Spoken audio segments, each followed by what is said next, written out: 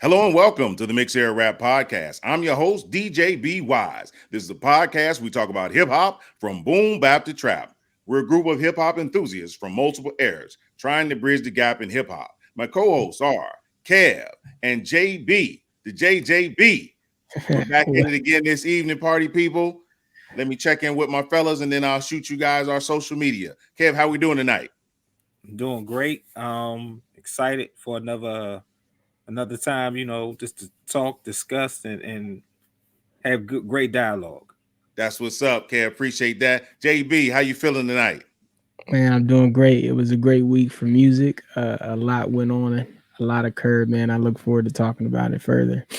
That's what's up. All right. So you can check us out on social media at Instagram at Mix Era Rap Pod. Again, that's Mix Era Rap POD. You can check us out on Twitter and that's X at Mix Era Rap.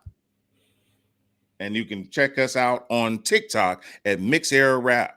All right. So check us out on those platforms. We may be coming to you from the old school social media platform, Facebook, in a short period of time. It is what it is. Let's get into it, what we're talking about tonight, people. So for tonight, we're going to jump into it with the heavy discussion on the beef between Megan Thee Stallion and Nicki Minaj. And in the next segment, we're going to do Stream or No Stream with our boy Benny the Butcher and his new album, Everybody Can Go. And then we got a new segment for you coming at you called Check It Out. So I'm going to kick it off to my boy JB, and he's going to take over this discussion on Megan Thee Stallion and Nicki Minaj. So, just to give the background here, Meg Thee Stallion recently released a diss track. I believe it was entitled "His" or "Hiss." She's, going along with this whole snake sort of theme. I guess she's pushing with her album, like she did with the recent single, where she's addressing Nicki Minaj and various things related to what might be considered a knock or diss on her, as well as a diss on Cardi, her ex-boyfriend, who also released a diss track on her as well. Just, I guess, spilling the tea on the truth, or who she really is in a way, I guess. But there's been a lot of discord within the community of music about what Meg was mentioning and talking about, and people picking sides, obviously, and so the question and discussion here is obviously is female rap beef, right? We don't think that it'll be taken to the extent of what male rap beef has been taken in the past, meaning outside of the context of music. And we haven't, I don't, from what I understand, had a rap beef in quite some time that's been kept on wax. Immediately upon the release of the track, Nicki is already preparing her response, right, which she's gotten some criticism for as well. So I guess the real conversation here is Meg out of her league? Is how do you guys see this thing unfolding, between the two, and what's your perspective on it? I'll Mm. give it to you. I'll give it to you, Kev. Um, I'm a big wrestling fan. Okay, and some years ago there was a wrestling promoter that wrote a book titled "Controversy Creates Cash." So every time there's something controversial that comes up, it always seems to a lot of times it works in the favor of the person who started the controversy. Um, I I'm kind of on both sides on this because part of me feels like what is Meg doing? Like like you said, the first single was Cobra. It was uh it could have been considered a diss track, but it created controversy. Now you got this one, Hiss, still in that snake line, but it's still um throwing shots just like the first single. And it's like, is there a story? Is this all pieced together for this new album? Is she trying to generate attention? But at the same time, it's like, how long is she gonna be able to sustain all this? Um, I don't know if, if she drops single 3 and we still have no album update, how are people gonna be receptive to it? Because I'm like, I can't I can't really, I don't know how I would take another controversial track from her based on this album that's coming up. Like, I honestly feel like if she doesn't have like a new pop or radio hit, which then I'm like, you giving us another diss track? Like, what's really going on? Like, you had your time to talk in these interviews, which you didn't do, or you could have went on a Instagram or TikTok or whatever, one of those lives, and said all, spilled your guts out, and then maybe throw it in the album or something. But it's like, normally Megan stays away from all this. You know what I mean? She might drop some subliminals in a record and you can kind of read between the lines and guess here and there. But I mean, like, Clear, the last, her 2 current songs are clearly, she don't name names, but you know who she's talking about. Right. And I don't know if that's, I mean, you could say that's effective for album rollout. I mean, J. Cole does it every time he wants to come out with an album. He dropped 2-3 songs full of subliminals, and none of those songs end up on the album, but it helps him. But I don't know how the public is really going to accept Megan doing it. I mean, now her target is Nicki Minaj, who's is I don't want to say an easy target, but Nicki is an easy target to go after in today's rap, because Nicki hasn't had a lot of real competition. And I think that when she rose to stardom, her road wasn't, I don't want to say easier, but she went to levels that a lot of artists in other genres haven't even seen before. So it's, it's like she's at the end of her career while Megan is in the middle. And it's kind of like, Nicki, every time you react to these people, you don't look the best. So It's like, tread lightly if you want to respond. But if I was Nicki, I wouldn't respond at all, because I mean, your husband and your brother are sex offenders, which was addressed on the track. You can't say nothing. You can't say nothing. You lost. Like, when she as soon as she said those 2 things, Nicki should have just shut up. But to that respect, obviously everybody has their dirt, right? Because Nicki comes back with this big foot, or get up on your good foot, not your bad foot, all this other stuff.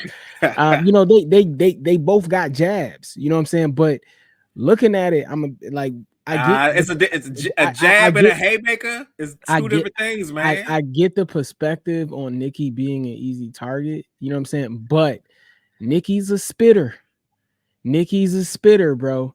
And you could talk about your Cardis, you could talk about your Lottos, you could talk about all these other females in rap, but Nicki got bars. And we know what she could do when she really, really, really takes it there, in my opinion.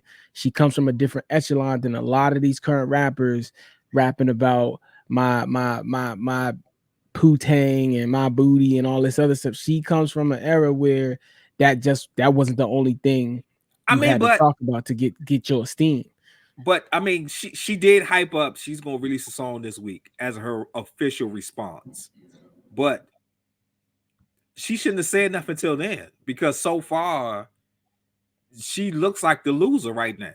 But I agree with you saying, like, I mean, Nicki, it ain't no, like, Nicki don't really gotta respond, but I mean, like she posted, Pink Friday 2 already platinum.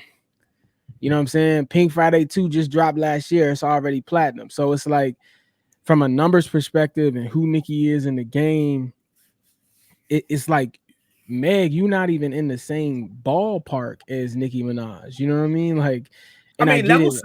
level of success. You're totally right. Yeah, Just like I was saying, like Nicki has reached levels that a lot of artists in other genres of music haven't even seen. Like Nicki opened up for Britney Spears, and Britney Spears doesn't even need an opening act.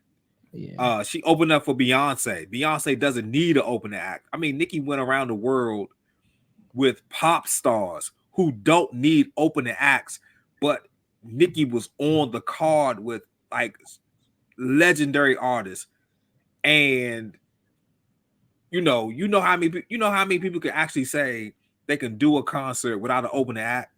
It's not a lot yeah, of artists. It's not a lot of artists, but her talent is so immense that these artists who don't need opening acts ask her to open up for them, which yeah, says a lot to who she is. Now, could Meg hit that plateau? Maybe. Um, but at the same time, I don't think that, could Meg go on tour with Beyonce? I don't know. yeah. What about you, Josh? What is your perspective on this whole debacle, ordeal, occasion? So, as far as I'm concerned, it starts in a space where privilege brings on a level of arrogance. And I know this is an unpopular opinion, but Nicki Minaj's contract with Young Money put her in a space where she was able to receive way more attention than maybe deserved during the time when she came out. I'm not saying she's not a talented artist. I'm not saying that she hasn't put out music that people have liked. But what I'm saying is, being that she came along during a time where it was one female artist, then another female artist, then another female artist, the level of competition was not there. When you speak of Megan, you speak of Cardi B, Lotto, Tierra Whack, Asian Doll, Cash Doll, and the list goes on and on of artists, Scarlett, of artists who can pull some level of attention in this space that we're in now. And I think that the way I look at it is, I look at Nicki as a bully, and that she's always had beef with somebody at all times. And I'm like, when did being the top dog not make you feel good about yourself? Why is it that you have to present this negativity to every artist outside of whoever you think is worthwhile? Like, everybody you got a beef with, who you think is getting some level of attention that, is deserved or not deserved. So I don't get her. I think it's bullying. And I think the diss track that I heard was reasonable, and I understand that, Nicki's going to put out something and it's probably going to be heard wildly all over the world. But again, you got to remember who she signed to. I think that now that Megan signed to Warner Brothers, she's going to have enough payola behind her that she's going to be able to climb up the ladder and get the same amount of streams that Nicki gets, the same amount of streams that, maybe not the same amount of streams as Drake, but close to it. Warner Brothers is powerful. Universal is powerful. So being associated with those record labels can get you certain level of visuals. Again, it's just tough, man. It's tough for me to think that either of these situations. I think that Megan might be doing this based on her trying to get some level of clout, but overall, I'm just like, Nicki's been known to bully people she thinks is up and coming, and I'll leave it at that. Yeah, so um I never really understood the dynamic between Nicki and the the juxtaposition of another artist that people want to highly tote in some nature of a beef between them. I know she's recently got on pretty well with Ice Spice, as many others have, just due to the recognition that she's been able to grasp. Um, and then the whole Cardi thing that they have going on, and I do believe that some of this Megan stuff is based on that. Her picking that side with Cardi. Um, and again, a part of that to me is just the nature of the competition of music in and of itself. And so that takes me to the question of, I mean, how did you feel about the Megan diss? Like, was it like when we're talking about diss tracks here, right? We've seen the Kendricks, the Coles to some degree, because I think Cole is a light skinned sneak disser, but we've seen a lot of artists, you know, drop beef tracks, and so my or diss tracks. And my question is where does this one rank for you? Right? Is it subpar, average, above par? Like I, you know, and listening to it and subject matter and what have you, like where do you rank this one, or how do you feel about the track in general? I'll start with you, Kev. Uh that's a good question. That's a good question. I never really thought, I haven't even thought about it. And I granted it's been a couple days. Um I don't know. I think because I saw this post, and it was it's going around, it's a discussion, and like you just said, it's a topic that made us want to talk about it. So but it talked about who she was actually addressing in the song. It was like Drake, Nicki, her ex-boyfriend, Tory Lanez, and it was like two other people. And I'm like, damn, she said all this about all these people in this song. I'm like, I'm not sure what I missed. So I had to go back and really listen to it. And I'm like, outside of, her ex or Nicki, I didn't really see all those other people in the song. So it's kind of like, for me, I mean, basing it off of that post and listening to the song, I couldn't put it in the top 10 because for me, I feel like if it's a diss track, it's clearly dissing, this particular personal individuals. And it's like, it's clear. It's like, no, it's like, okay, they're not saying their name, but the way they put these words together and everything, it's like, I know who they're talking about. I don't get that with this one. Outside of, maybe two people, if it was only about two people, then I could be like, it's, I mean, it's a good song. Don't get me wrong. I'm not saying it's a bad song, but in the diss track category, I don't know if it's top 10 Yeah. because I just don't know who. Yeah, and it's like it's as if the subtext is doing more than the actual musical effort. Like it's Right. like I appreciate I don't know if Meg has always rapped with this particular punch in punch out ad lib style cadence that She she's did. doing She did. at, Be wise to saying no. She did. well, the way she's doing it now is more. I know that she's had a bit of character to it and what have you. But I think that what she's been able to do on this as well as the most recent track is more refined and it's more listenable to me. But and I'm just giving her nod to say that okay, she's really improving on her craft and rap prowess. But at the same time, in terms of this track, I don't think it was a body bag by any means. Like this was just I'm knocking at your door. But it's like if you gonna come at the queen, you know what I'm saying? What Nicki say? Then watch the queen conquer. You know what I'm saying? But I'm just saying, like, I don't think it was enough for you to really like you supposed to be But Meg. This but was your did she chance. really? But did she really? I mean, Mhm. did she really say anything bad about Nicki? See that Like, what did she it was say that was bad about Nicki though? it was very much subliminal. Like you had to hear it, parse it out, get the background information. Like the worst part about it all that she mentioned was um I mean she had some bars, like she had the Megan's Law bar, and but the most dissy thing to it was she talked about surgery scars and your baby father being a predator. You know what I'm saying? So, or I think it's your brother or your baby brother, whatever, or your baby, you know what I mean, or your, you know what I'm saying, being a child predator. So, again, like that's my whole thing about it. And even Be Wise, you I mean, mentioned it but earlier. Be Wise, you mentioned it earlier, right? Like when you talked about Nicki coming out and having that Young Money, Lil Wayne stamp, we were more inclined to listen to her because of that. But at the same time, Nicki is on songs with Rick Ross, Kanye West, etc., and you got the best verse on the song. I've never gotten that from Meg on wax, where I'm listening to you and I'm like, okay, you just might be not the best female rapper, but the best rapper in the game. Like Nicki has been at that point.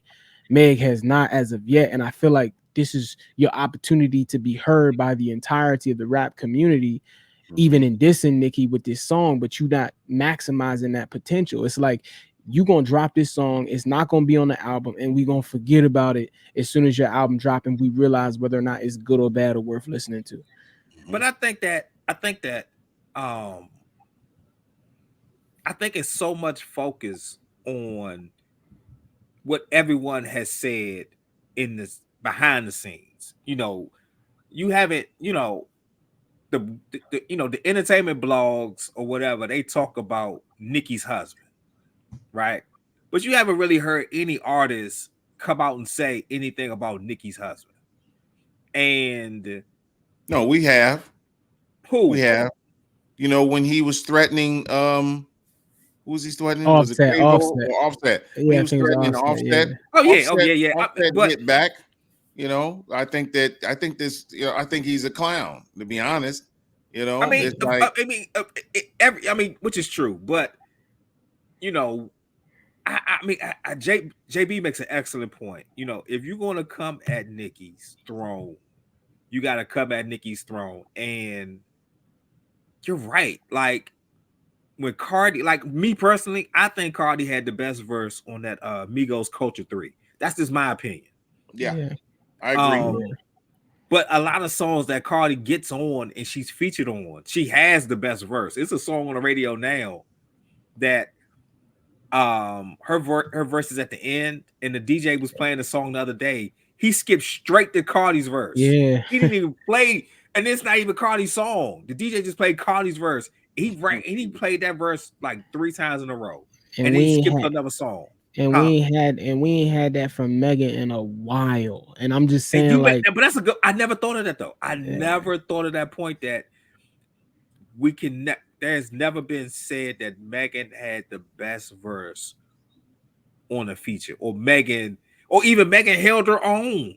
yeah, like it shook the room. Like, you know what I'm saying? And Yeah, I think that honestly that's more attributed to the fact that a lot of female rappers today, they're not in the competition of rapping. They're in the but competition of just being better than the next female. Exactly. okay, Exactly. I'll say this: Megan's last album was good to me. I think it was her best album. It was very personal, Mhm. um, but it was kind of dark. It was dark. It was dark for her, right? Yep. But with these two songs, Cobra and Hiss, they're very aggressive, um, and she's flowing. Oh man, I like this Megan. I like this Megan, but at the same time, I don't know if we can get an album. If we got an album full of this Megan, would it sound good? I doubt it. Yeah. I doubt it. And it's just, I would say, listen, man, give us this, just by the fact that she's doing this, we probably not gonna get this album till June because she's planning on Hot Girl Summer or whatever. Just because it's like by now you should have a single in rotation. And I guess that you're just gonna build off of all of this clout from this back and forth between you and Nicki. Unless, of course, Nicki say, nah, let me body bag you and let me slow down your press run. But I do think a little bit of what's behind all this is a bit fabricated. That's just my theory. But to each his own. But what about Yeah. you, Be Wise? Fellas, again, as far as the diss is concerned, Megan can do better, but I don't think she's a rapper with reins on her like a horse. I think her record company only allows her to get out of the gate so much. She has to maintain a certain level of what they need her to do in order to make the money that they're trying to make off of her. Because again, they're pulling her out of a tough situation where she wasn't making enough money for herself. But when she left that contract, she also left owing. and that record company that she's gone to now, they've had to pay that money. So they trying to keep it safe so that she can get this money for them, and then maybe she'll take an opportunity to be all she can be. I doubt it, just because artists now are just trying to get a bag, but I'm in hopes. We've seen her. We know, if you followed her career from when she was in college and you've seen her in ciphers, if you've heard her earlier music, her mixtape stuff, you know she has the ability.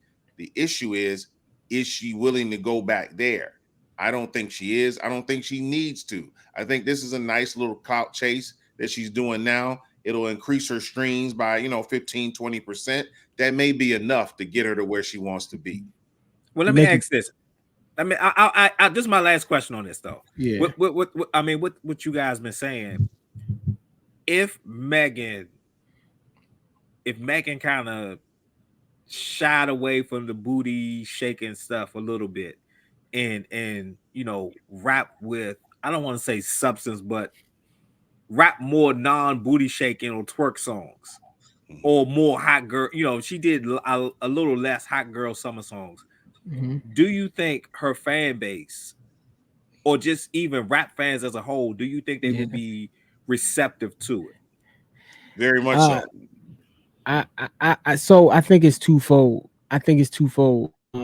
I say yes and no because Meg is one of those artists, and what makes her capital to a record label is that you're able to attract an audience of female music listeners in Mhm. ways that a male artist can't. And I think that's her cash cow. I think that if she got away from the booty shaking music or the ratchet music, it would cause more real rap enthusiasts to appreciate her. And I think in the long run, in terms of where she stands in music, that would mean more for her. I think that she could do both because Nicki did both. You know what I'm saying? And I think Nicki had that opportunity because, you know, at the time you were getting on, like I said, it was yes, the blueprint was Little Kim, but the blueprint being Little Kim was that, yeah, I look good.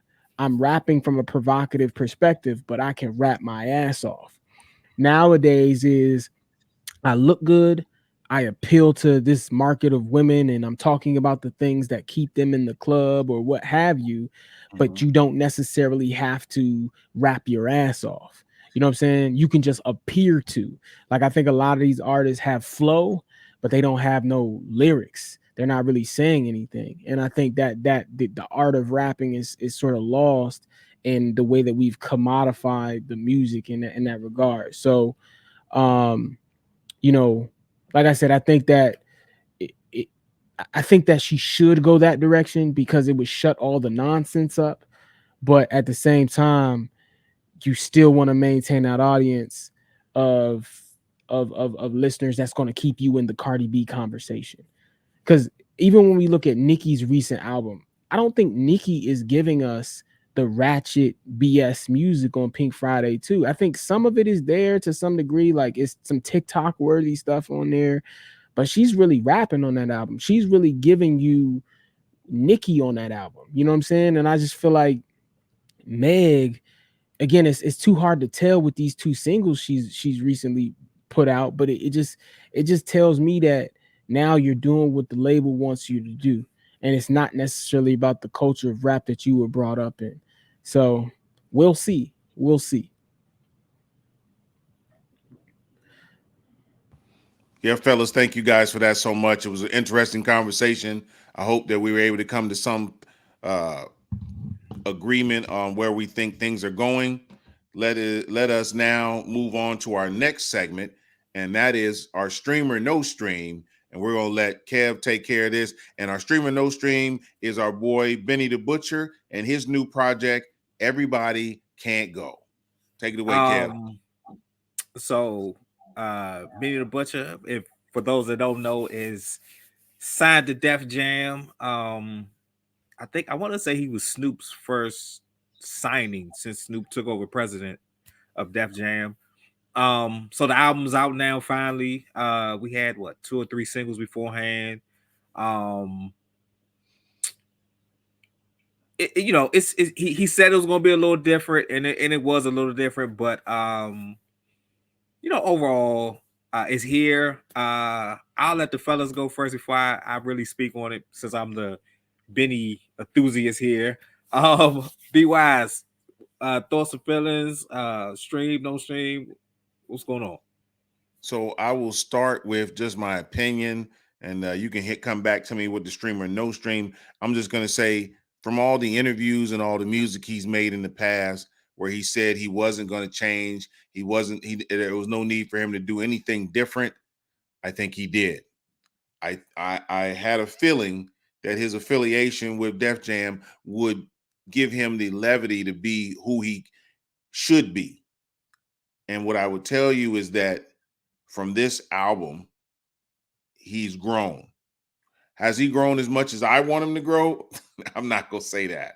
But I'm going to tell you, there were some highlights on the album that I really, really wanted to get into and see where you guys' head was with it.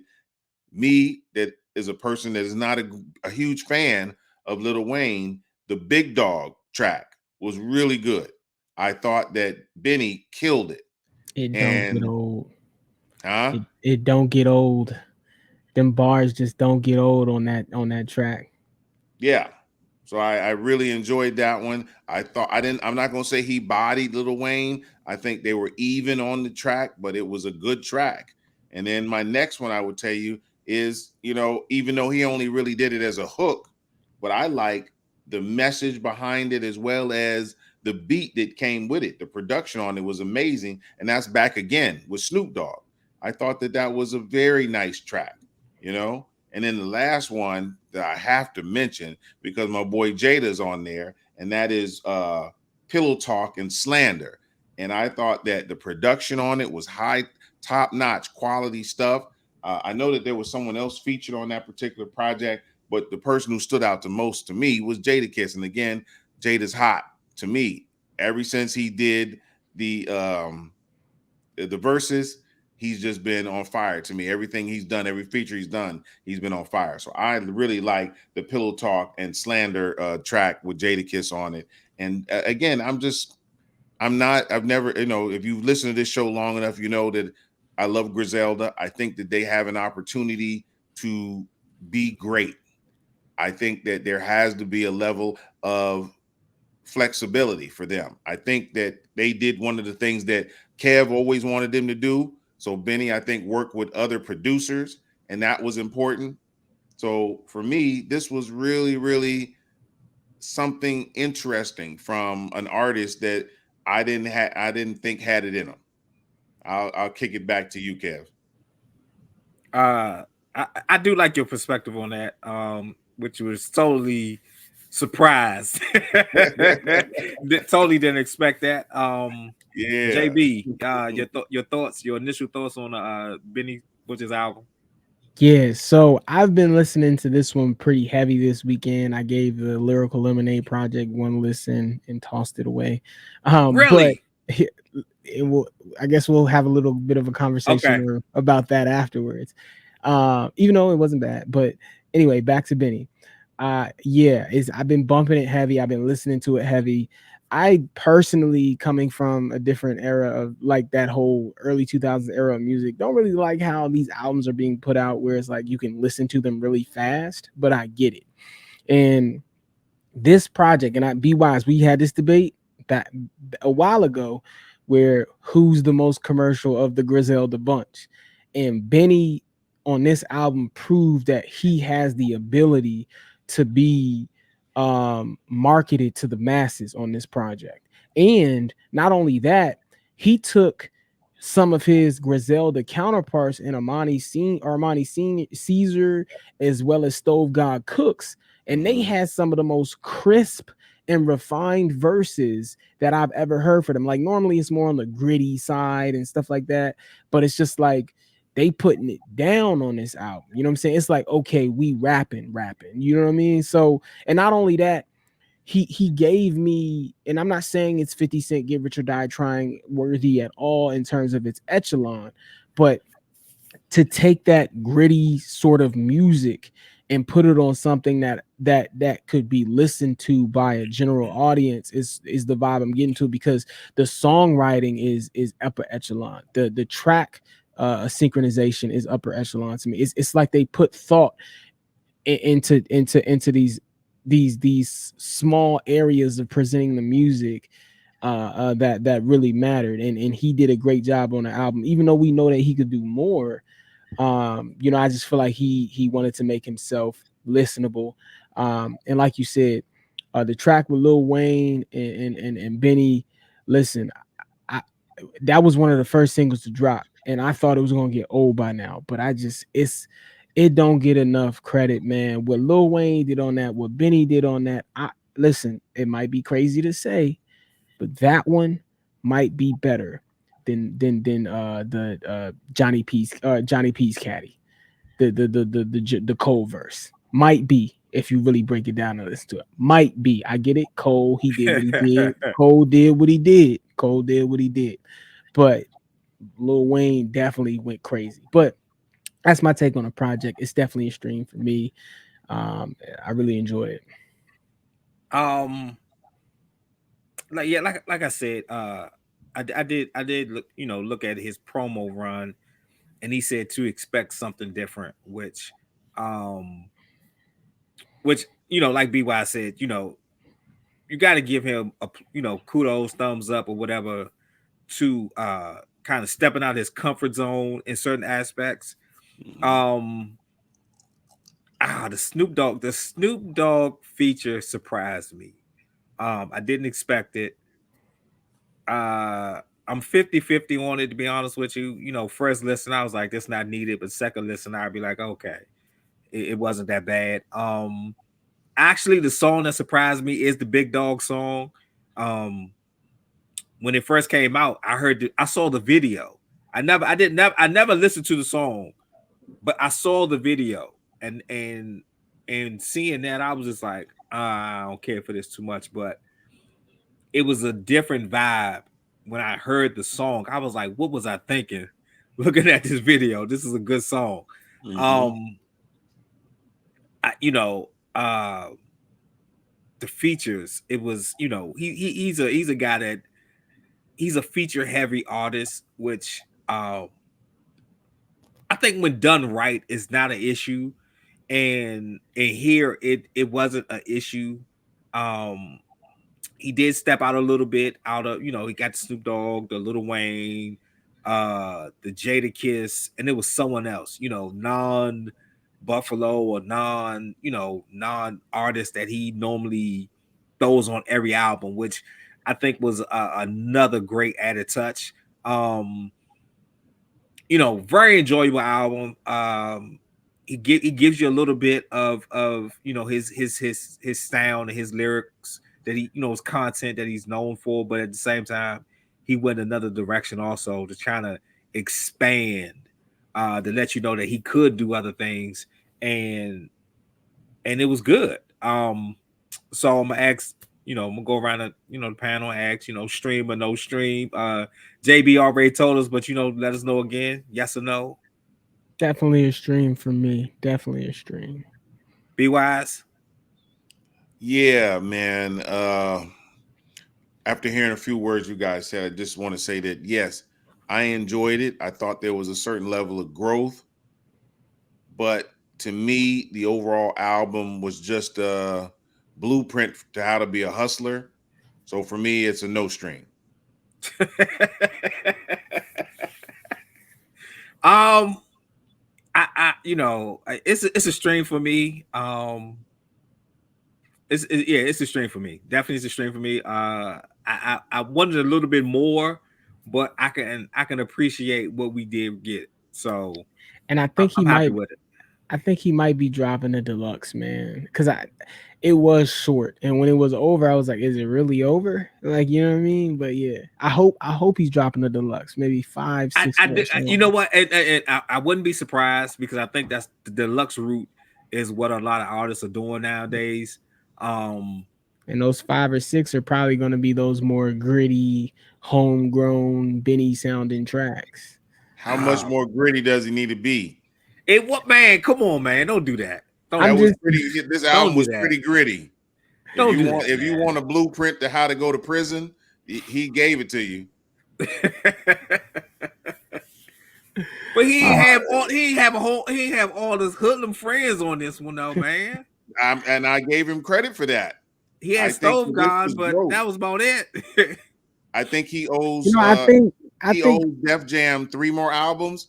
I think in yeah, the next 3 albums, he may end up where I want him to be. How about yeah. that?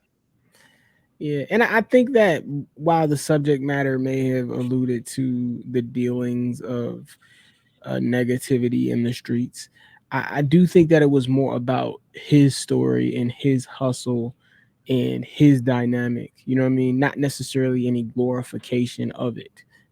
Nope. So yeah, Glorification, but he's told that story about 12, 13, maybe 20 times over his last 2 albums. yeah, and I get that. I just think that what people need to realize about the nature of music and art is that it's all going to be rooted from this certain perspective, or it's going to come from something. It's going to come from your experience. Like, you know, people say that a lot about, you know, rappers like Larry June or Pusha T, like, oh, he's just a coke rapper, or oh, he's just a weed rapper, or whatever. It's just, but it's like that's what they bring to the domain of rap music.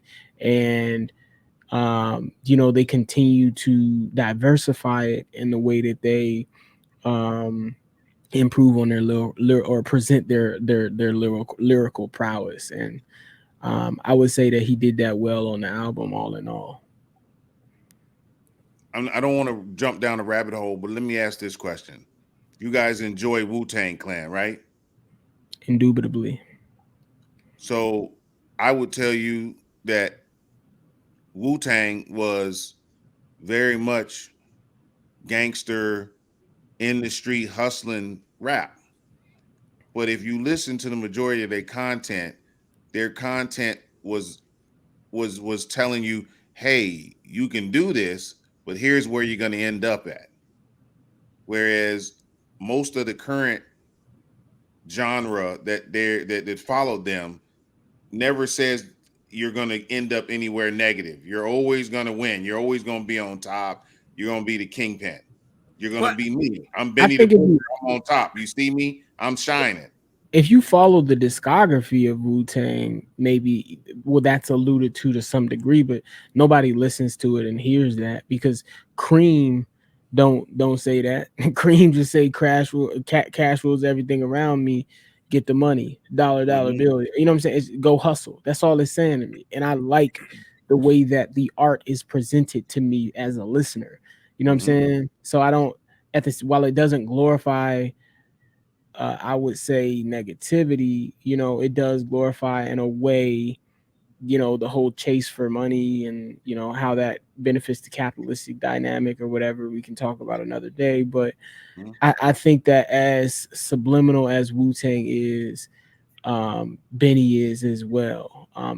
While maybe he hasn't had that track that says you're going to go to jail for doing bad stuff, you know, I don't think he's necessarily telling you to go do it either. So, Okay, we'll agree to disagree on that one because I one day we'll I'm open to doing the artist spotlight on him and yeah. pulling out his his the lyrics to each one of his songs. Yeah.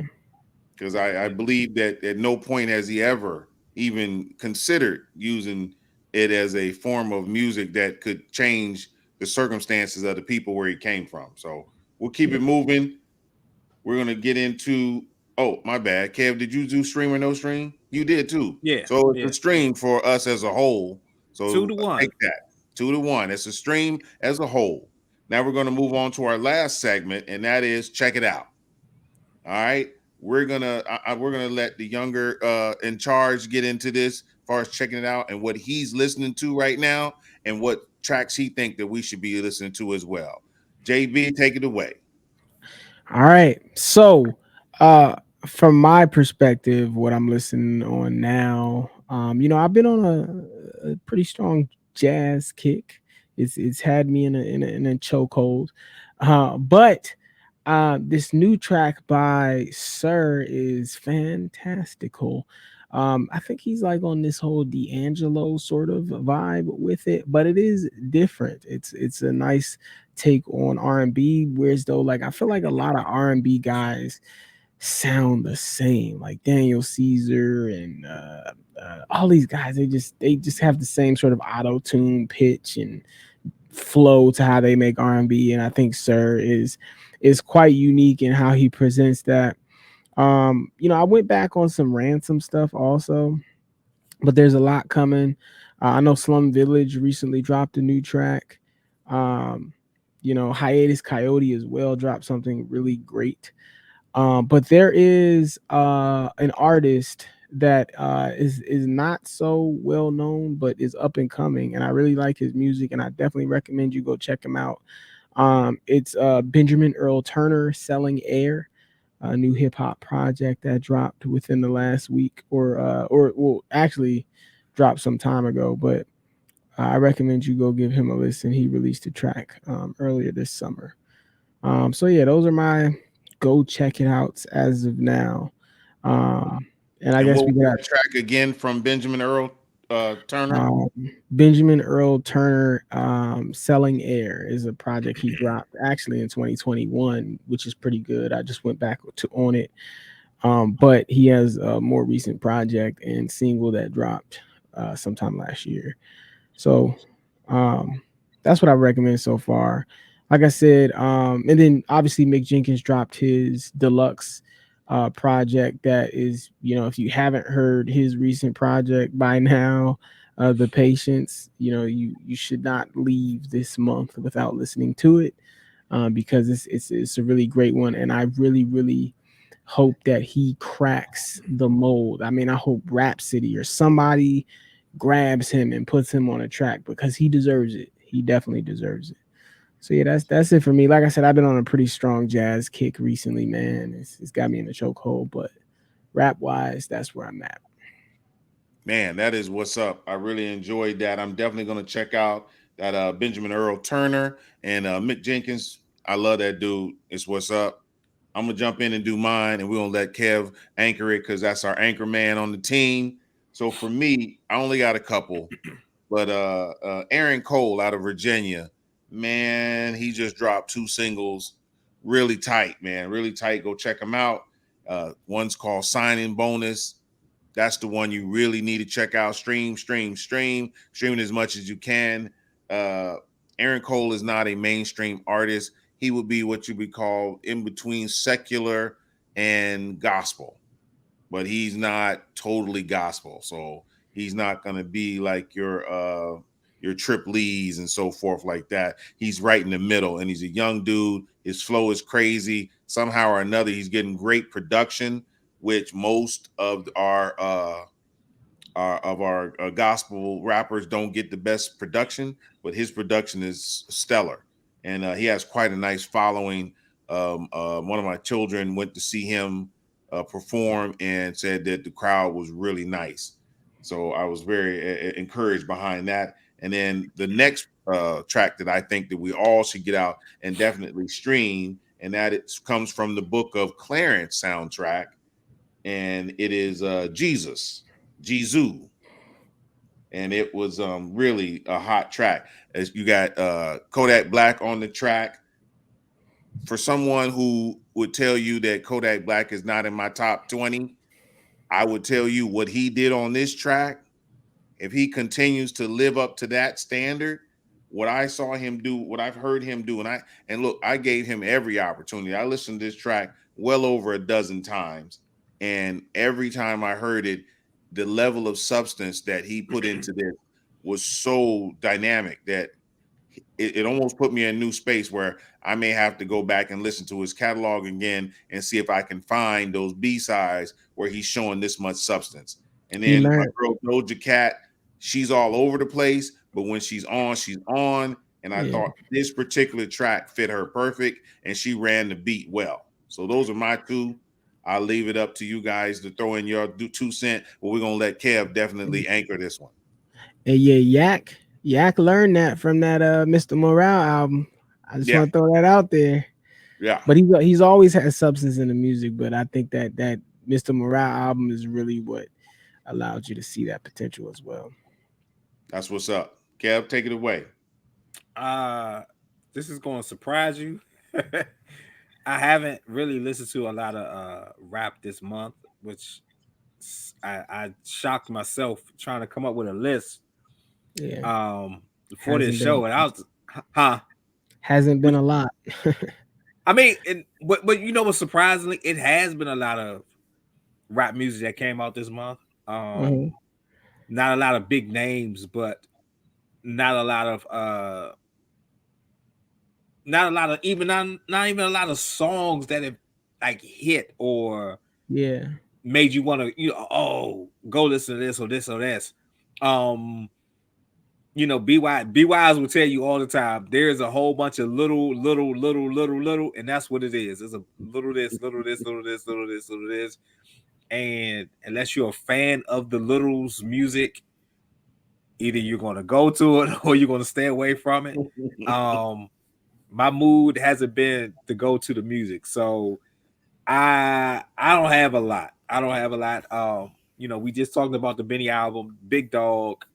I now that I've heard it again, it's becoming one of my favorites. I done played it the whole weekend. Um, Another one, a favorite artist of mine is Broadly James. He uh he did a collaboration. I don't know when it was. It was somewhat recent, but he has a song called Jack Frost on the album. That's like one of my favorites off the album. Um, and there's a guy that is an underground guy that his name is Your Old Drogue. Um, he kind of got popular because he sounds like Nas, and that's what a lot of people say. yeah, I hadn't heard him for years, and then all of a sudden his name popped up, and then I started listening to his last two albums, but I didn't realize it wasn't nothing that came out recent. But yeah, I mean, he has a sound. His content, nothing he really ever does sounds outdated. Um, he's a good underground artist. And I always enjoy his stuff. He has a new song called Fresh Direct that I'm really enjoying right now. Action Bronson, I heard a clip of something. I think it was somewhat new. If you like Action Bronson, then I think his new project is going to be good too.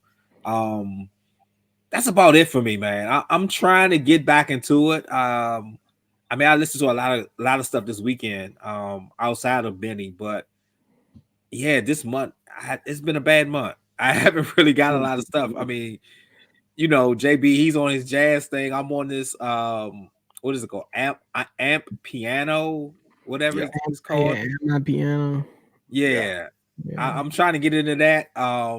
It's weird. It's weird because it's I can't say Afro beats. It's like, no, it's not Afro beats. It's different. No, it's not. It mm, sounds a lot like, but Yeah. I'm trying to get the difference. So yeah, that's about it for me though. All right, man. I really appreciate it, guys. Great conversation. I do want to ask Kev one quick question before we get out of here. Your old drog, right? He was Yeah. born in Ukraine.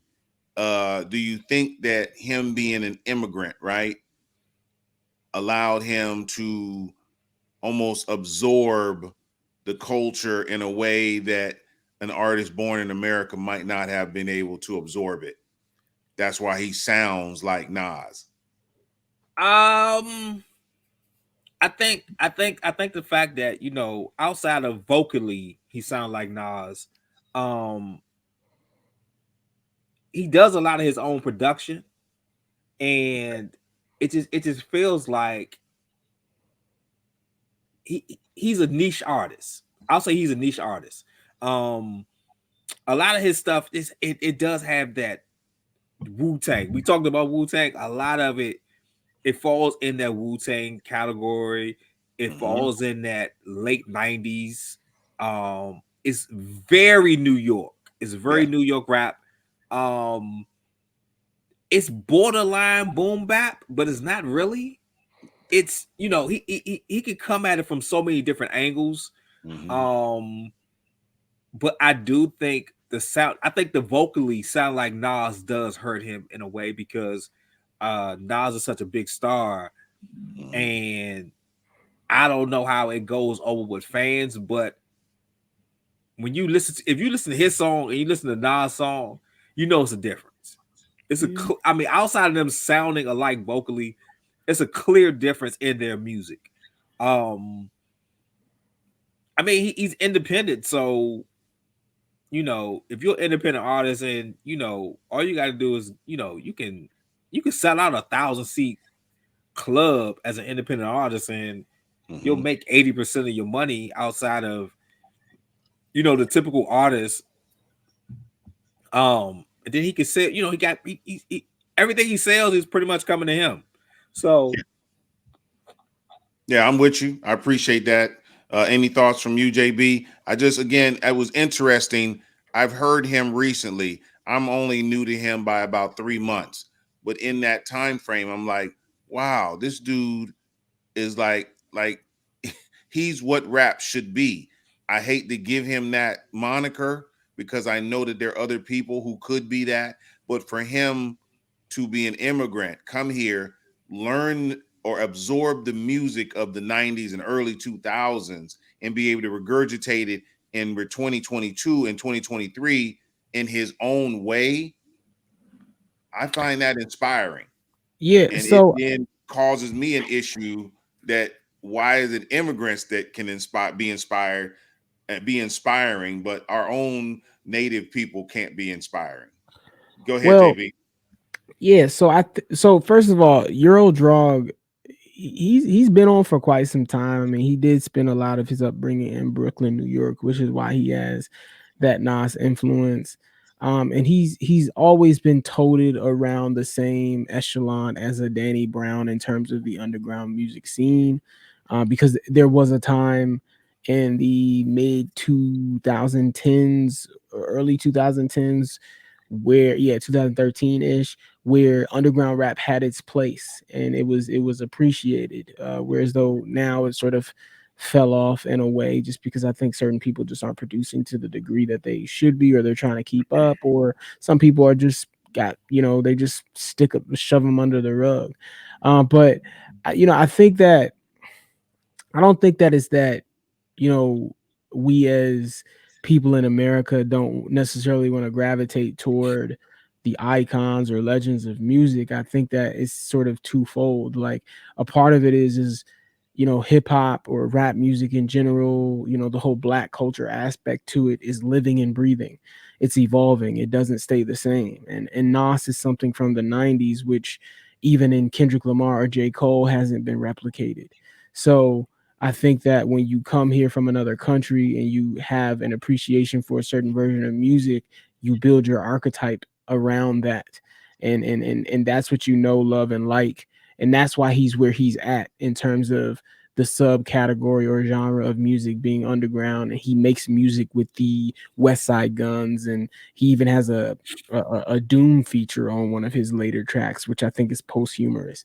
But I think that's sort of what it is in that regard. But yeah, I appreciate his music and where he is. I've listened to him.